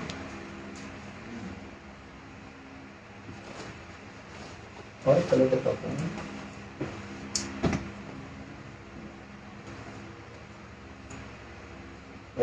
बहुत सारा कलर है। हरे कृष्ण। अगर आपको कलर चॉक नहीं दिखा रहा तो कमेंट में लिख दीजिएगा, तो हम लोग कैंसिल कर देंगे। इनके कनेक्शन में रेड चॉक से ले रहा हूं। भगवान कहते हैं ये प्रकृति किसकी है, मेरी है। कौन सा श्लोक है? दैवी एष गुणमयी मम माया दुरत्यया मामेव ये प्रपद्यन्ते माया मेधाम तरद्दिते। और मया अध्यक्षेण प्रकृति सूयते सचराचरम हेतुनानेन कौन्तेय जगद्दि परिवर्तते। हाँ, तो 7वें अध्याय के 13-14 श्लोक में आ जाएगा। ये जो लिंक है ये 7वें अध्याय के 13 और 14 में आएगा। पढ़ो तो 13-14 क्या है? कोई गीता खोलो फटाफट, मैं अभी दो तीन काम नहीं कर सकता। चलो भाई, एक आदमी सिर्फ खोलो, बाद में जल्दी करो फटाफट। 7वें अध्याय का 13-14 बोलिए, जल्दी श्लोक गाइए फटाफट, टाइम कम है। खोलो रे, जल्दी खोलो। 7वें अध्याय का 13-14 आप लोग को इसलिए दे रहा हूं, समझेगा। उधर भी वो लोग खोलने में टाइम लगा रहे होंगे ना, ऑनलाइन वाले भी। त्रिभी गुणमये, हाँ, त्रिभी गुणमयी सर्वम इदम जगत मोहितम ना भी जानाति मामेद्य परम अव्ययम। ऐसा गुणमयी, हाँ ऐसा बोलना, पीछे चल माया दुरत्या मामेव ये प्रपद्यन्ते माया मेधाम तरन्ति थे। आ गया? ईश्वर और प्रकृति का संबंध समझ में आ गया? अभी एक श्लोक नहीं है, ये एक श्लोक सिर्फ मैंने आपको समझाने के लिए उठा के डाल दिया, कनेक्शन समझाने के लिए। आप तो बाद में इसमें जब पढ़ते जाइएगा तो इसमें और श्लोक लिखते जाएंगे, लेकिन मेरा डायग्राम भर जाएगा, बोर्ड भर जाएगा, आप कंफ्यूजन में जाएंगे, इसलिए मैं एक एक या दो लाइन में दे रहा हूं, ठीक है। अब ये जीव जो है ये किसका है? अपने आप आ गया क्या? कहां से आया जीव? कहां से आया? ईश्वर से। बोलिए, ममैवांशो जीवलोके जीवभूता सनातनः मनः षष्ठानि इंद्रियाणि प्रकृतिस्थानि दर्शति। क्षर अक्षर एवच, मेरे जीव हैं वो क्या है? क्षर अक्षर भी हैं। अपरेयामितस्तु अन्यम प्रकृति विद्धि में पराम जीवभूत महाबाहो येदम धारयते जगत। और वो प्रकृति के जगह में एक संघर्ष कर रहा है, जो कि पिछला श्लोक बोला ममैवांशो। वो कितना है? मेरे को लगता है 15.7 है ना वो। हाँ बोलू, हाँ खोलिए, आप लोग भी ऑनलाइन वाले भी खोलिए। 15.7 वही है ना? हाँ। और 7.5 क्या है? वही ना, अपर्याम। भगवान कह रहे हैं, हे अर्जुन, भूमिरपोवन लो वायु, 7.4 में बोलते हैं, भूमिरपोवन लो वायु खम मनो बुद्धिरेव च अहंकारेति यम्मे भिन्ना प्रकृतिरष्टधा। हे अर्जुन, मेरी जो ये प्रकृति है वो किससे बनी है? स्थूल धातुओं से बनी है और सूक्ष्म धातुओं से बनी है वो मिलके 8 हैं। कितने हैं? 8। स्थूल में क्या क्या है बोलिए? अर्थ, वाटर, फायर, एयर, ईथर। हाँ, मैं इंग्लिश में लिख देता हूं, ठीक है। अर्थ, ये वही है, पृथ्वी, अग्नि, वायु, आकाश, जल, यही है वो। अर्थ, वाटर, फायर, एयर, ईथर। खोलिए आप लोग जो ऑनलाइन हैं, उन लोग भी 7.4 खोलिए, अपने गीता में देखिए क्या लिखा है। और ये हुआ माइंड, इंटेलिजेंस और ईगो। ये सूक्ष्म धातु है, ये स्थूल धातु है। तो भगवान 7.4 में बोलते हैं कि ये जो प्रकृति है मेरी, उस ऐसी बनी हुई है। भूमि, अपो, अनलो, वायु, खम, मनो, बुद्धि एव च अहंकार इति यम्मे भिन्ना प्रकृतिर अष्टधा। ये 8 आइटम से बना हुआ ये माया का जाल है। ये प्रकृति क्या है? माया का जाल है। क्यों? जो लोग भगवान से भिन्न होना चाहते हैं उनके लिए है। लेकिन अब कैसे बता रहा हूं। अब जीव जो है वो क्या है? लिविंग एंटिटी है। अब जीव 2 प्रकार के हैं। जीव कितने प्रकार के हैं? 2 प्रकार के। क्षर और अक्षर। 15वें अध्याय में आता है ना। बोलो श्लोक नंबर निकाल। मुझे लगता है 15.11 है। किधर? नहीं, 15-11 नहीं हुआ। 15 पॉइंट उसमें है, देखो मैंने उसको यहाँ पे नोट डाउन नहीं किया। जीव का कैंसर डायग्राम बनेगा ये। 15वां का 16 है ना। श्लोक पढ़ो जोर से। द्वाविमा पुरुषो लोके भाविमो पुरुषो लोके क्षर अक्षरे वचा। आगे क्षर सर्वाणि भूतानि। तो ये 2 प्रकार के हैं, क्षर और अक्षर। क्षर यानी जो फॉलिंग है या फॉलन है, और अक्षर है जो जिनका पतन नहीं है। तो इसको मैं ऐसे लिखता हूं। क्षर अक्षर लोगों कंफ्यूज होगा, तो मैंने एक नया स्टाइल बनाया है ऐसे।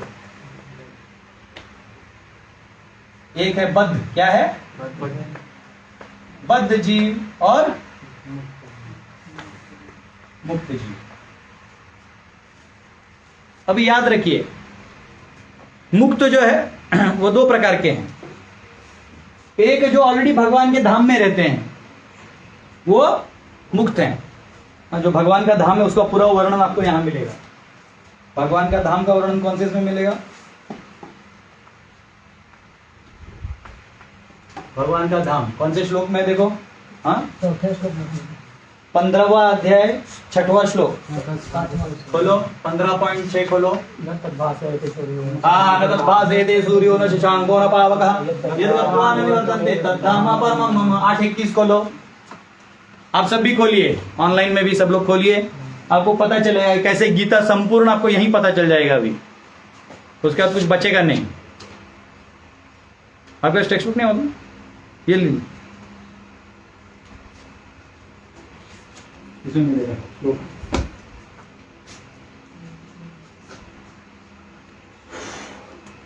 मिला? 8:21 पढ़िए। अव्यक्ताक्षर इत्युक्त परमाम गति। ट्रांसलेशन पढ़िए।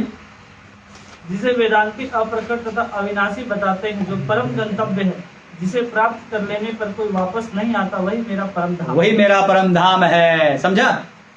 तो 8:21 में भी, और ऐसे आपको मिलेंगे बहुत सारे वर्सेस हैं। मैं आपको की वर्सेस दे रहा हूं, ठीक है। अब ईश्वर को समझ लिया हमने। जीव के 2 प्रकार समझ लिए, मुक्त और बद्ध। काल को अभी ऐसे ही छोड़ते हैं, कर्म भी फिलहाल छोड़ते हैं।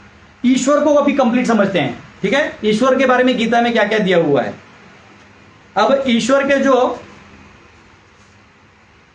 अभी यहां मैं और बता रहा हूं ईश्वर का, ठीक है। अवतार हैं। क्या है? अवतार है। फिर क्या है? विभूति है। क्या है? भगवान की विभूतियों के बारे में बताया गीता में। भगवान कौन है, क्या करते हैं, और भगवान की भक्त वत्सलता के बारे में बताया, ठीक है। भक्त वत्सल, ठीक है। ये इधर से ही कनेक्टेड है। तो अभी कैसे इसको, ये इधर से ही कनेक्टेड है, ठीक है।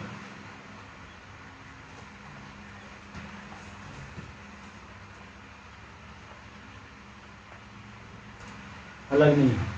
अवतारों के बारे में कहाँ लिखा है बताइए?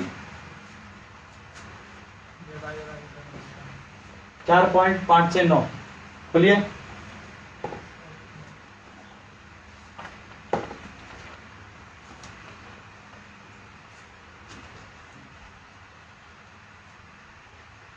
रोहिणी में बैठी तानी जन्मानी तव चर्दनी तानी यहाँ वेद सर्वाणी ना तम वेद परम तपो अजो अपि शन व्यायात्मा भूतानाम ईश्वरोऽपि सन् प्रकृतिं स्वाम अधिष्ठाय संभवामि आत्माया यदा यदा हि धर्मस्य ग्लानिर् भवति भारत अभ्युत्थानम् अधर्मस्य तदात्मानं सृजामि परित्राणाय साधूनां विनाशाय च दुष्कृतां धर्म संस्थापनार्थाय संभवामि युगे युगे।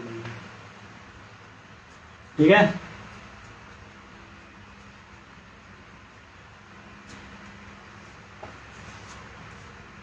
भगवान नियंत्रण करने वाले हैं सबके ऊपर, इसका भी श्लोक है, ठीक है ना।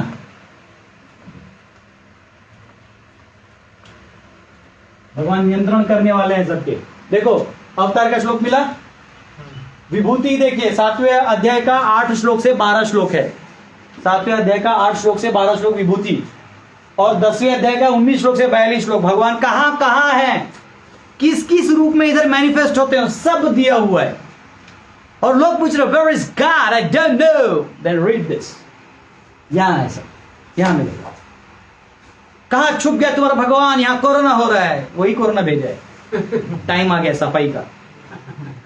पाप करोगे तो धोएगा। जाएंगे सब, हम भी जाएंगे, आप भी जाएंगे, लेकिन जाने से पहले कैसे जाना है वो पढ़ के जाना। पाप करेंगे हम सब और बिल फाड़ेंगे भगवान पे।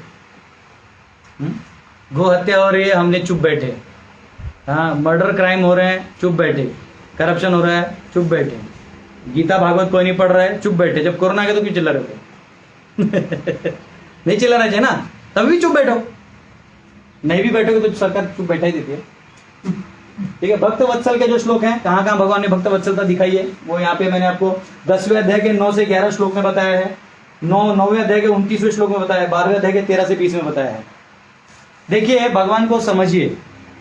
भगवान ने जो गीता कहा है ना, उनको अपना कोई प्रदर्शन नहीं। कई लोग बोलते रहे, कई क्या भगवान आपके हर बार में अपने बारे में बताते हैं। अरे वही सर्वे सर्वे, तो वो नहीं बताएंगे तो और कौन बताएगा। लेकिन भगवान इतने दयालु हैं। 10वें अध्याय के 11वें श्लोक में भगवान कहते हैं, तेषामेवानुकंपार्थम,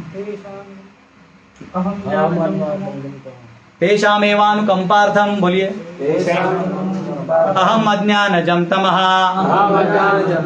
नाशयामि आत्मभावस्थो ज्ञानदीपेन भास्वता। तो वो कह रहे हैं कि अगर कोई प्रेम से मेरा प्रयत्न भी करता है और इतना बुद्धिमान नहीं है, इतना शक्तिशाली नहीं है, तो भी मैं उसे पर्सनली फिर भी उसके हृदय में दीपक जैसे जल के उसे ज्ञान दे देता हूं। तो भगवान स्वयं बहुत दयालु हैं और वो दया कर रहे हैं, तब हमको ये सब समझ में आ रहा है। नहीं तो एक्चुअली वेद जो है ये कोई रट्टा वाला चीज नहीं है कि आपने रट्टा मार दिया और हो गया। Veda actually it is subject to realisation. आपको साक्षात्कार जब तब तक नहीं होगा जब तक आप उसको अपने जीवन में नहीं उतारोगे। आप अपने कर्तव्यों को नहीं करोगे तो नहीं होगा। आप सोच रहे हो कि हाँ मैं बस पढ़ लिया हूं, मेरा हो गया, नहीं, आपको उसे जीवन में उतारना होगा, तब आपके जीवन में बदलाव होगा। नहीं तो हम वही के वही जैसे आए थे वैसे बन के फिर मृत्यु के बाद चले जाएंगे, फिर वैसे ही जीवन जीना होगा। ठीक है, ये हो गया। अब ईश्वर के नियंत्रण की हम बात करेंगे कि भगवान ऐसा नहीं कि कंट्रोल छोड़ देते हैं। तो कंट्रोल का कौन सा श्लोक है, किसको याद है? देखो जी 15 से 15.12 से 15 क्या है? 15.15 तो सबको मालूम है ना। सर्वस्य चाहम हृदि सन्निविष्टो मत्तः स्मृतिर्ज्ञानम् अपोहनम् च वेदै च सर्वैरहमेव वेद्यो वेदांत कृत वेद विदेव चाहम। अरे अर्जुन, मैं ही हूं, मैं ही तुम्हारी यादाश्त हूं, मैं ही तुम्हारी बुद्धि हूं, मैं ही तर्क हूं, मैं ही हूं वो जो सब करता हूं। और वेदों के अंत में भी तुम मुझे ही, मैं ही जानने योग्य हूं, और वेदों का कंपाइलर भी मैं ही हूं। ये तो जिसने बनाया वो अपने बारे में ही बता रहा है, तो पढ़ो और समझो। ठीक है, ये नियंत्रण वाला चीज है। और भी एक श्लोक है, और भी है बहुत सारे, और आप ले सकते हो। 15.18 भी है, 15.18 ऐसे बहुत सारे वर्सेस मिलेंगे आपको। ठीक है, तो ये कनेक्शन है ईश्वर के बारे में। प्रकृति के बारे में हमने देख लिया कि स्थूल है और सूक्ष्म है। अब क्या है, ये प्रकृति भगवान ने बनाई क्यों? सवाल ये आता है कि इनका अपना धाम है, वैकुंठ है, जिसका इतना वर्णन आपने यहां किया है, और असंख्य चिंतामणि धाम कहते हैं, वहां पे सब खुश हैं। चिंतामणि प्रकर सद्म सुकल्प वृक्ष लक्षावृतेषु सुरभिरभिपालयन्तम लक्ष्मी सहस्त्रशत संभ्रम से विमानम गोविंदमादि पुरुषम तमहम भजामि। वहां किसी चीज की कमी नहीं। आपने बोला मैंगो जूस हाथ में, आपने बोला आज मुझे नाचना है, एकदम डांसिंग मूड आ जाएगा। यहां बोला पैसा चाहिए, ठाड़ करके पिताजी मारते जा कमा के ला, ठीक है। यहां उल्टा होता है। यहां बोलते हैं अरे वो लड़की पसंद है, तब तो उसका बॉयफ्रेंड धप्पा धप मारता, नहीं चाहिए, ब्रेकअप। यहां कुछ भी चाहिए तो हार्डवर्क। यही माया का खेल है। ये प्रकृति उन लोगों के लिए बनाई है, माया ठगनी शक्ति है। जो जीव भगवान को छोड़कर विमुख हो जाते हैं, ये दोनों को विमुखी कहा गया है। जो उधर के मुक्त है उनको अभी हम नहीं गिन रहे हैं, ये दोनों भी समझिए। मुक्त कौन है हम समझाएंगे आपको। ये जो भी है, ये जब भगवान से विमुख हो जाते हैं, जैसे आप सूर्य को देख रहे हैं तो आपको परछाई नहीं दिखाई देता, लेकिन सूर्य से पलट जाएगा आपको परछाई दिखता है। वैसे आप भगवान की तरफ हैं, आपकी चेतना, तो आपको कुछ प्रॉब्लम नहीं है। लेकिन भगवान से पलट जाइएगा, अपने आप को केंद्र बिंदु बनाइएगा, तो परछाई से खेलना पड़ेगा। और आप तब तक, इसलिए प्रकृति को कहते हैं प्रतिबिंब, रिफ्लेक्शन। क्या बोलते हैं? प्रतिबिंब। हाँ, प्रतिबिंब।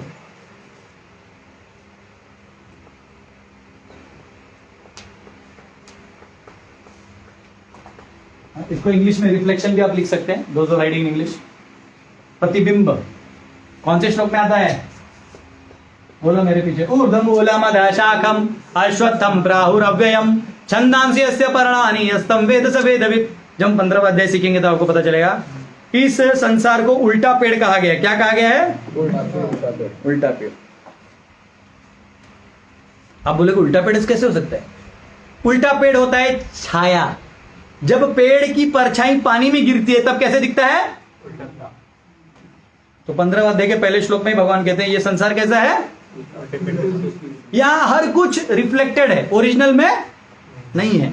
लेकिन रिफ्लेक्शन का एक गुण क्या होता है कि वो ओरिजिनल जैसे ही दिखता है। जैसे चाइनीज माल होता है।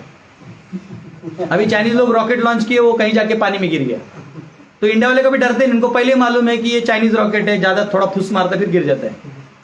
चाइनीज माल ले लो, चाइनीज फोन ले लो, है ना, कुछ भी ले लो चाइनीज, वो फुट फाट के खराबी होना है।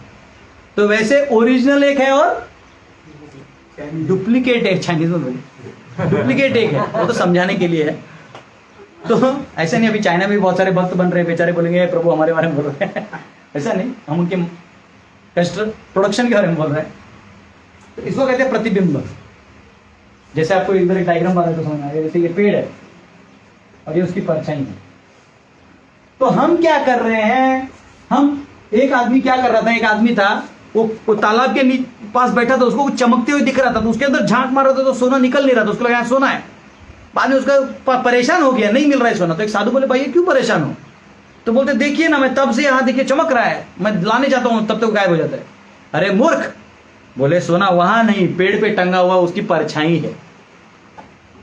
तो सुख कहाँ है? सुख भगवान के पास है, धाम में। हम खोज कहाँ रहे हैं? यही माया है, यही ठगिनी शक्ति है, यही भगवान की शक्ति जो हमको फंसाती है, यहां पे रखना चाहती है, आपको फंसा के रख देना चाहती है। किसको? जो भगवान से विमुख हो चुके हैं। जो सम्मुख है वो तो खाली है, उनको गीता पढ़ने का जरूरत ही नहीं है। गीता आपको, मुझे, सबको पढ़ने की जरूरत है। बार बार याद दिलाना होगा। चाणक्य पंडित बोलते हैं स्मर नित्य नित्यताम, इस संसार के अनित्य रूप को हमेशा स्मरण करो, और नहीं तो गड्ढे में गिरते रहोगे। पुनः पुनः जाना होगा जन्म। शंकराचार्य कहते हैं पुनरपि जननम पुनरपि मरणम पुनरपि जननी जठरे शयनम यह संसारे बहुदुस्तारे कृपया पारे पाहि मुरारे। हे प्रभु, मेरे को पुनः पुनः जन्म मृत्यु नहीं चाहिए। मुझे क्या चाहिए? केवल आपकी भक्ति चाहिए, और मुझे पार कर दो, बस हो गया। तो अब जो ईश्वर है उन्होंने ये प्रकृति बनाया है इन लोगों के लिए। ये वो बदमाश लोग हैं जो पढ़ाई नहीं करते, तो पप्पा ने ट्यूशन टीचर रख दिया है।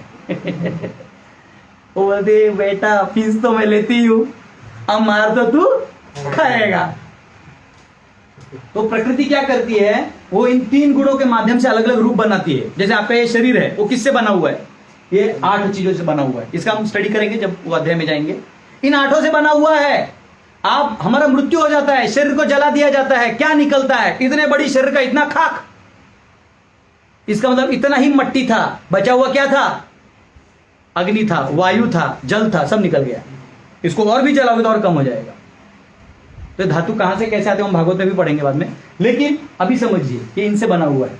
तो ये छाया शक्ति है, ये है नहीं, लगती है, इसलिए बुलाती है मगर जाने का नहीं। ये बुलाएगी, कम हियर, बोलेगा नाउ कृष्णा, ओनली कृष्णा।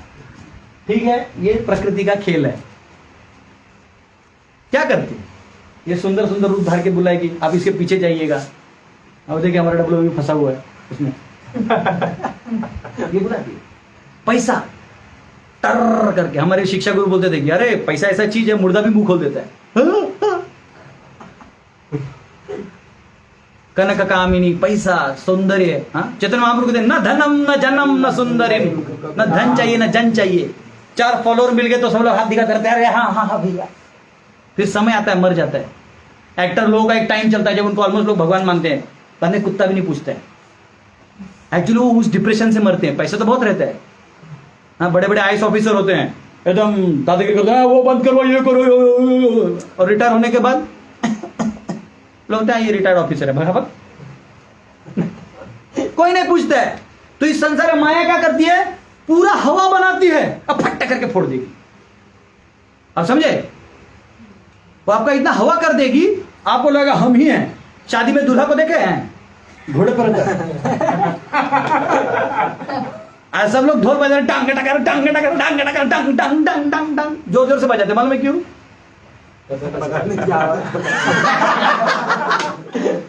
क्योंकि जो बकरा को काटने के ले जाते हैं ना, तो बहुत जोर जोर से नगाड़ा बजाते ताकि उसको दर्द कम हो। और वो एक ही दिन बेचारा खुशी मनाता है कि आज मेरा शादी है, आज तो पूछ रहा है कोई मेरे को। उसी दिन बेचारा मेकअप करता है। हाँ, वो लड़की भी उस दिन मेकअप में रहती है। बाद में बोलते हैं अरे कल कोई और थी, ये आज कौन है घर पे? बोले ये मैं ही हूँ। एनीवे, जो शादी करते हैं उनको ये सब पता है ज्यादा। हम लोग तो सिर्फ थियरी में बता सकते हैं फिलहाल। तो ये क्या है? रिफ्लेक्शन थियरी है। ये प्रकृति क्या है? रिफ्लेक्शन है। टाइम 10 मिनट हो जाएगा, टाइम पे खत्म करना है। तो इसको हम लोग डिटेल वाले पढ़ेंगे। तो प्रतिबिंब है और ये 3 गुणों से बना है, जो मैंने आपको बताया। ये 3 गुण है, सत्व, रज और तमः। ठीक है, ये 3 गुणों से बने हुए हैं, सत्व गुण, रजोगुण और तमोगुण। ये 3 गुणों से बने हैं और इसका प्रमाण आपको मिलेगा। ये जो है 14वां अध्याय, 17वां अध्याय और 18वां अध्याय से 1 से 45। ठीक है, इसमें आपको मिलेगा ये तीनों का डिटेल। अभी समय कम है और मेरे को अभी ये खत्म करना है। ठीक है, अब जो है हम जीव के पास आते हैं। तो जीव 2 प्रकार के हैं, बद्ध भी हैं और मुक्त हैं। तो ये एक्चुअली है सब इधर आए हुए। इनमें क्या है, अगर आपका ये हो गया होगा थोड़ा, मेरे को डायग्राम में तो बद्ध में 2 हैं, 2 प्रकार हैं। बद्ध में कौन से 2 प्रकार हैं?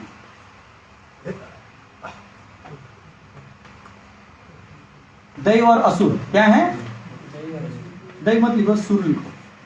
सुर और असुर। और जिनका शादी हो गया उनके लिए ससुर, है ना? सुर यानी दैवी गुणों वाले और असुर यानी आसुरी गुणों वाले, ज्यादा बंधन कारक। आसुरी गुण मतलब और बंधन, आसुरी गुण मतलब तमोगुण और रजोगुण से प्रभावित, और सुर मतलब जो दैवी गुणों से प्रभावित ऊपर जाएगा। ऊर्ध्वं गच्छन्ति सत्वस्था, अधो गच्छन्ति तामसा, मध्य तिष्ठन्ति राजसा। जो राज में है वो विजय सैंडविच वाला बीच में रहेगा, तो तमो वाला नीचे जाएगा। तो असुर क्या है ना, हमेशा तमोगुणी चीजों के आधार में जीते हैं वो जीव। और जो जीव सत्वगुण का अवलंबन करते हुए निकलने का प्रयास करते हैं वो क्या कहलाते हैं? तो सुर जो है, ये 16वां अध्याय लिख लीजिएगा। 16 चैप्टर, ठीक है, ज़्यादा डिटेल में नहीं जाऊंगा। तो सुर जो है, ये बद्ध जो है धीरे धीरे वो जो सुर है, सॉरी यहाँ पे बद्ध करेंगे, जो सुर है वो धीरे धीरे कहाँ जाएगा, उसका उद्धार होगा ना, वो कहाँ जाएगा, वो मुक्त की तरफ जाएगा, ठीक है। और जो मुक्त की तरफ जा रहा है तो आपको जैसे इसमें आपको इसमें मिलेगा 7.7 में मिलेगा, खोल रहे 7.7 जल्दी। और तीसरा, चौथा, पांचवा, छठा और 8वां अध्याय इसके ऊपर है, कैसे जाना है। वैसे पूरा गीता ही है कि आपको इस अवस्था से इधर आके इधर जाना है, ठीक है। हाँ,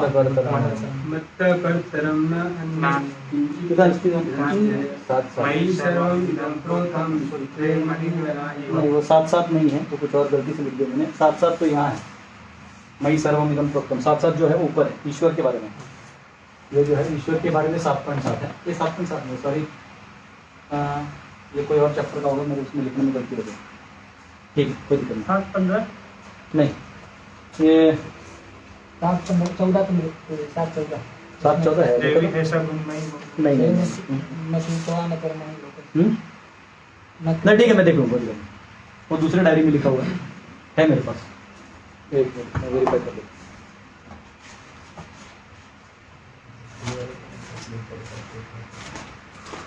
तो अभी ये समझ में आ गया इतना, 7-7 नहीं है, 7-17 है वो, 7:17 क्या है वो, एक भक्ति विशिष्य थे, यो ही ज्ञानियो यत्रम जहां सचम किए। ठीक है, ऊपर जाएगा, इतना समझ लीजिए, तो मैं गलती से यहाँ 7-7 लिख दिया उसमें, चलो को करना, ठीक है।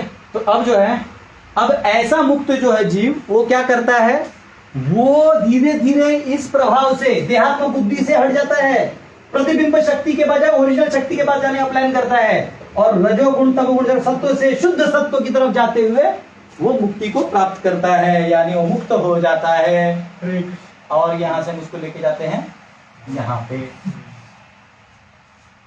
अब इसके लिए बहुत सारे वर्सेस हैं, अब वो लिखते लिखते जगह ही नहीं। चलो ये जो है मैं लिख देता हूँ फिर भी, 15.1, 15.11, 19, 10.9, 11, 18.66 ऐसा हम लिख देता हूँ। ये देखिए, जिसको जितना लिख के होता है तो लिख दीजिए। 10.66, 18.10, फिर लिखिए 7.90, ठीक है। ऐसे बहुत सारे श्लोक है, अभी लिखते लिखते तो 7.3। आपको ब्रॉडकास्ट में मैसेज भी आएगा, चिंता मत करिए, इसका पूरा बहुत मेहनत से मैंने एक इमेज ही बनाया, आपको मिलेगा। तो ये डिटेल से समझिए, जाने के जो वर्सेस हैं कैसे कनेक्ट होते हैं, ये दिए हुए हैं।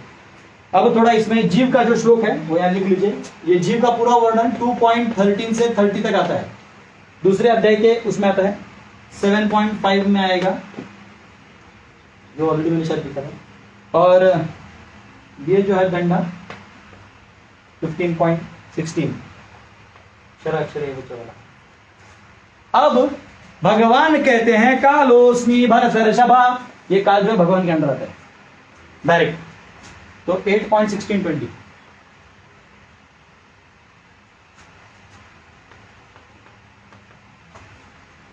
और 11th चैप्टर में आता है ना। अरे कालोस्मी कितना, वो कौन सा नंबर है इसमें लिखा नहीं मैंने। हाँ 1132, ठीक है। और काल का एप्लीकेशन इधर आता है। अब ये प्रकृति जो है, वैसे काल उसके अंदर आता नहीं, लेकिन प्रकृति इस काल को, जो काल चक्र और ये सब भी आता है तो प्रकृति के अंदर आता है सारे प्लैनेट्स। उस एंगल से काल भी जो है प्रकृति भी उसको यूज करती है डिजाइन करने में, ये समझ लीजिए। और इस काल का प्रभाव जीव पे आता है। ये काल एक बहुत बड़ा सब्जेक्ट मैटर है, अभी टाइम खत्म हो रहा है। काल ऐसा है, जैसे अभी मैं आपको पढ़ा रहा हूं, आपको जिन जिन को अच्छा लग रहा है उनको टाइम कब गया पता नहीं चलेगा, आज जिन को बोर लग रहा होता है बाबा कब खत्म होगा। वैसा है, जैसे आप लोग स्कूल में पढ़ते थे ना, तो जिनको मैथ्स पसंद था वो लोग यस यस यस, अरे 2-3 में घंटा बज गया। और जिनको मैथ्स पसंद नहीं रहता था वो क्या होता था, अरे घड़ी का कांटे से टिक टिक, अरे चलो आगे घड़ी जा ही नहीं रहा है। काल आपको हैवी फील करवाता है, हल्का फील करवाता है, उसका माइंड से बहुत कनेक्शन होता है। और ये मैं आपको वो लेक्चर जाने पर बताऊंगा, अभी इतना समझ लीजिए। अब कर्म जो है वो 3 प्रकार के माने जाएंगे कार्य में। अगर आप कार्य की दृष्टि से देखेंगे तो कर्म होता है, एक होता है पुण्य, पाप, और आप इसको भक्ति समझ सकते हैं, जिसको आप इसको क्या बोलते हैं, इसको कहते हैं कर्म, विकर्म और अकर्म। ये आपको भगवद गीता में इसका डिटेल्ड वर्णन 4.17 में मिलेगा। ठीक है,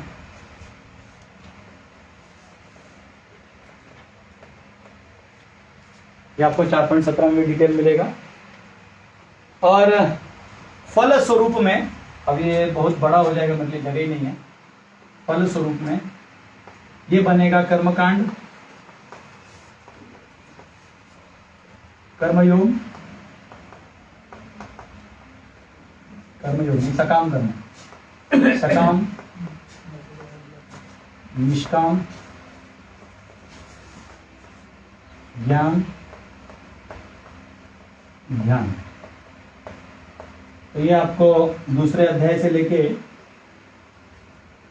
चैप्टर 2 to 6 में तो अब क्या है, प्रकृति इन कर्मों के माध्यम से ये अभी जीव तक जाएगा। तो मैं इसको ऐसा लेके जाता हूं इधर से,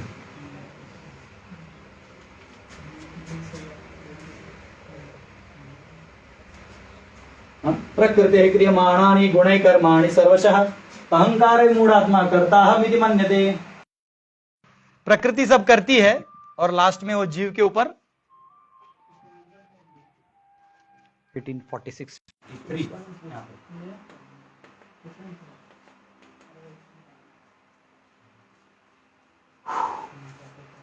इतना बड़ा डायग्राम।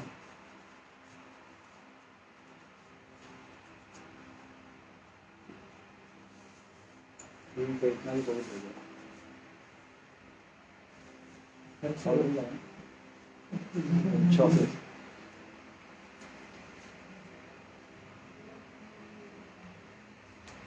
तो आप सबको ब्रॉडकास्ट में अभी मैसेज आया होगा व्हाट्सएप पे। ये जो है ये आपको एक मैंने इमेज फॉर्मेट में बनाया है, बस उसमें मेरे को डाउट है, यहाँ मैंने 7.7 लिख दिया होगा, 7.17 है, ये याद रखिए बस, शुरू से मुक्त तक। वो थोड़ा सा कभी कभी होता है। तो ये हमारा, ये हम है, ये हमारा गीता का डायग्राम है और ये हमारा कोर्स हो रहा है। ठीक है, एक बार रिवाइज करता हूं। ईश्वर से जो हमेशा साथ में रहते हैं वो वैकुंठ में रहते हैं, जिसका वर्णन यहाँ है। जो लोग भगवान को छोड़ दिए विमुख होना चाहते हैं, उन जीवों की बात हो रही है।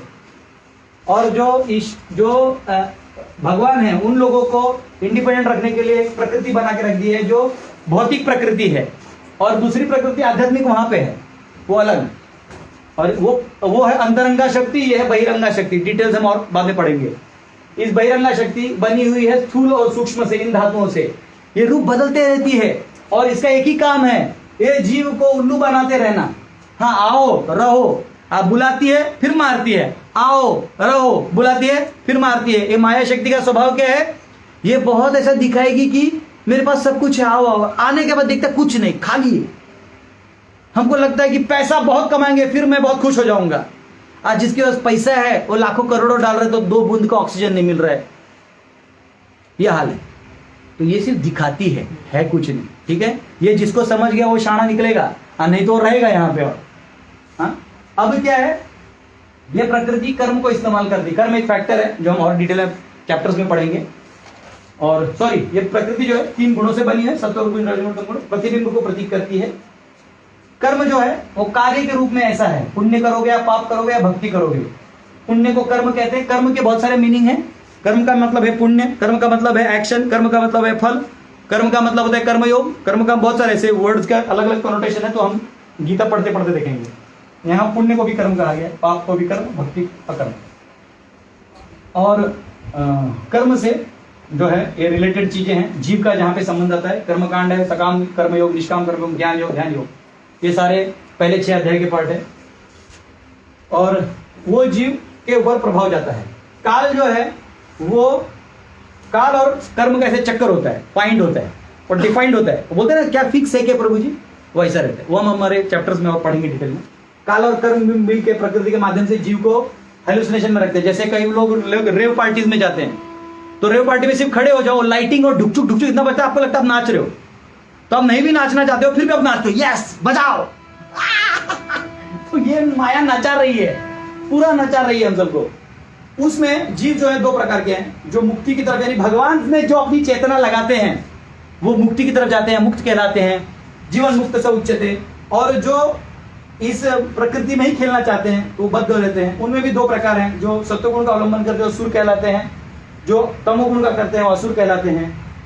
और सुर जो है वो धीरे धीरे मुक्त की तरफ जाते हैं और वो इधर चले जाते हैं। तो इसका सोल्यूशन ये है कि हमें हमारी चेतना को भगवान में लगा के मुक्त हो जाना चाहिए, गीता का सार है।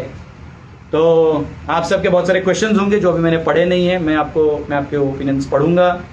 आप इस पेज जैसे पेज है, कोई दिक्कत नहीं, आप शेयर भी कर सकते हैं लोगों में जो पढ़ना चाहते हैं। आज हमने ऑलमोस्ट इंट्रोडक्शन कंप्लीट कर दिया है, और अगर आपको इंट्रोडक्शन पूरा जानना भी है तो पढ़ के आप नोट्स बना सकते हैं प्रॉपर्टी के प्रपुट से। और कल हम सब पहले अध्याय का श्लोक क्रमांक 1 से 27 पढ़ेंगे, तो कृपया करके आप उतना पहले ही पढ़ के आ जाइए। और परसों हम सब 28 से 46 यानी 2 दिन में हमारे पहला अध्याय खत्म हो जाएगा। तो कृपया करके आप सब बने रहिए। और मैं बहुत बहुत आभारी हूँ, आप लोग समय पे आते हैं, सुनते हैं, हमें भी अच्छा लगता है। और आप इसको बाकी लोगों को शेयर करिए। एग्जाम बहुत सिंपल होगा, जो नोट्स अभी मैं दे रहा हूँ कुछ नहीं, यही बना के दूंगा, fill in the blanks open book रहेगा, आप आराम से लिख सकते हो। ठीक है, आउट ऑफ आउट लाइए और गीता समझिए, दूसरों को समझाइए, ये हमारा उद्देश्य है। हरे कृष्ण। श्रील प्रभुपाद की जय।